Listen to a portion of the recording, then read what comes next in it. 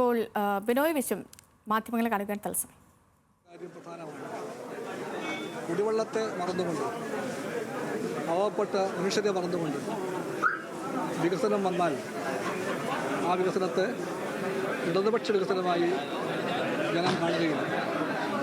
ജനങ്ങൾ, അതിലെ പാവങ്ങൾ, കൃഷിക്കാർ, തൊഴിലാളികൾ അവരാണ് പ്രധാനപ്പെട്ടത്. ഇന്ത്യയിലാകെയുള്ള ഗവൺമെൻറ്റുകളിൽ ഇടതുപക്ഷത്തിൻ്റെ നയങ്ങളും താല്പര്യങ്ങളും എടുത്തിരിക്കുന്ന ഗവൺമെൻറ് ഇവിടുത്തെ ഗവൺമെൻറ്റാണ്, LDF ഗവൺമെൻറ്.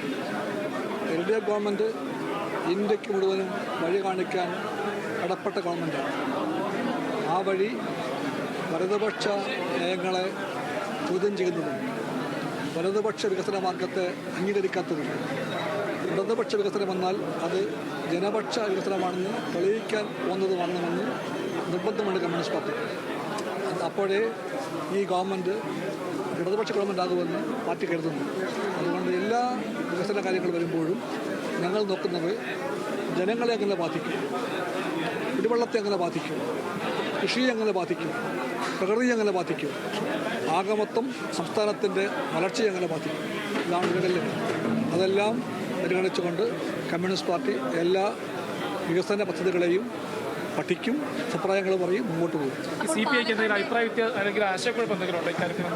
നിങ്ങൾക്കുണ്ടോ? ഞങ്ങൾക്കില്ല.